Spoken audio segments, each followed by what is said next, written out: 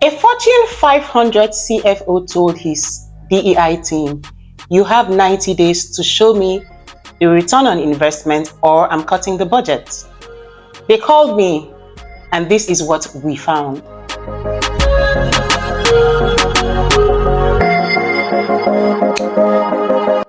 Hi, I am Dr. Blessing. Let's audit the logic. A mid-sized financial services corporation, 3,200 employees across 8 offices. Their DEI program had been running for 3 years. A $2.3 million cumulative investment. A chief diversity officer, a team of 4, annual trainings, ERJs, leadership pipeline cohort, and a community grant portfolio. 3 years in, a new CFO arrives. First question in his 90-day review: what has this 2.3 million produced? The CDO presented a deck. The deck contained events, photos, headcounts, diversity stats for year 1, a word cloud from employee surveys, and 11 slides of program descriptions. The CFO said, "Where is the ROI?" The CDO said, "DEI isn't about ROI, it's about belonging." The CFO said, "You have 90 days. That's when they called me. I started where I always start, the evidence ledger. Clue 1, no performance baseline existed for any program. They had run 3 years of leadership pipeline cohort for underrepresented mid-managers. 47 participants total, but no one had measured promotion rates, retention, or performance scores before the cohort began. There was nothing to compare outcomes against.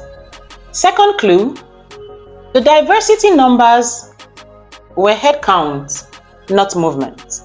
The diversity dashboard tracked representation percentages at each level company-wide. What it didn't track, year-over-year movement.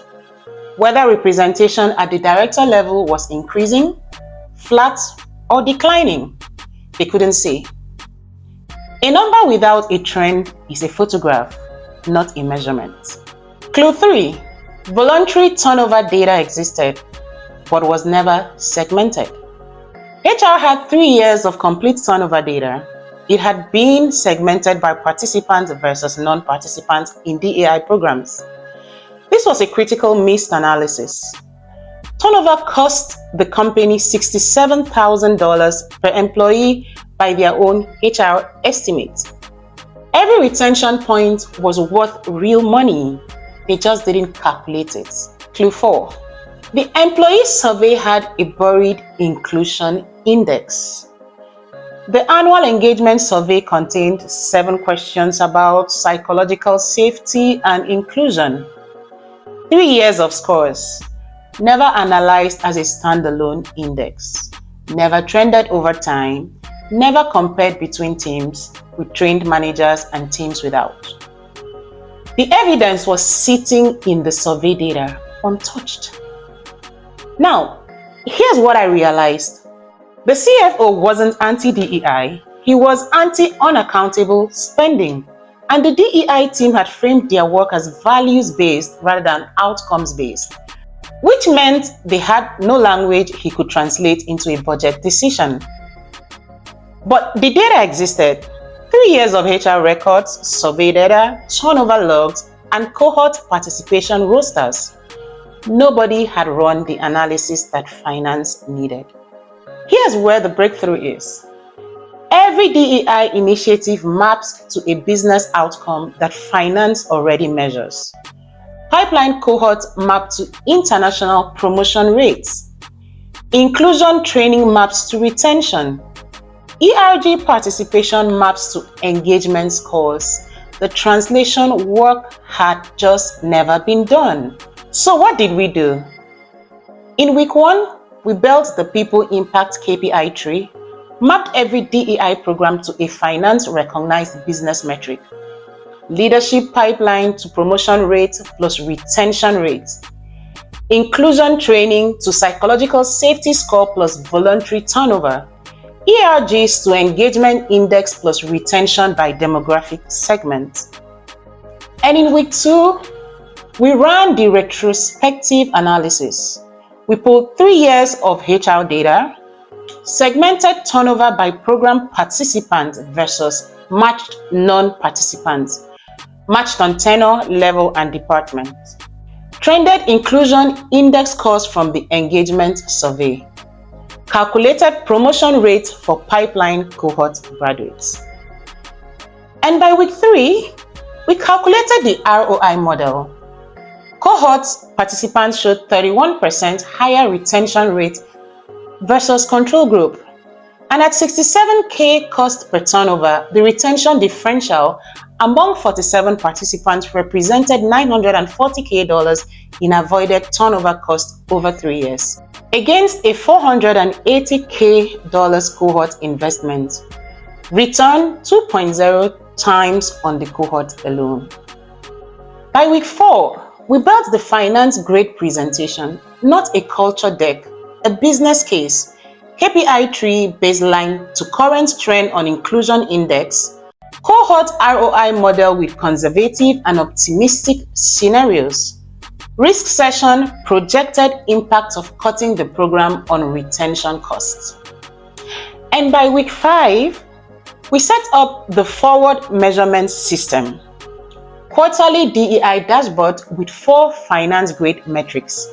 Every future cohort enters with a documented baseline. ERG participation tracked against engagement score trends. The evidence system was now ongoing, not retrospective. Now, after this, the DEI budget was retained, full $2.3 million approved. $940K avoided turnover cost documented over 3 years. 2.0 times cohort ROI represented to CFO and board. 3.1 to 4.3 over 5.0 inclusion index improvement in 36 months. 4 finance grade KPIs, new forward dashboard metrics established. Program protected long term, CDO now speaks CFO's language. DEI programs do not fail finance reviews because they don't work. They fail because the people running them have never translated the work into finance language. ROI is not a betrayal of mission. ROI is the proof that mission is producing real-world change that organizations can sustain. Every people program, DEI, L&D, well-being, maps to a finance metric that already exists. It could be turnover cost, it could be promotion rates, it could be productivity or retention. The analysis is not complex, it just has to be done. Calling it values-based does not protect it from a budget cut. Evidence cuts it from a budget cut.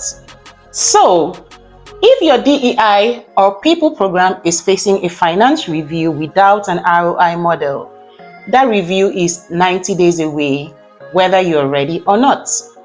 Schedule the People-Impact ROI sprint, and we'll build the model before you need it. Link in bio.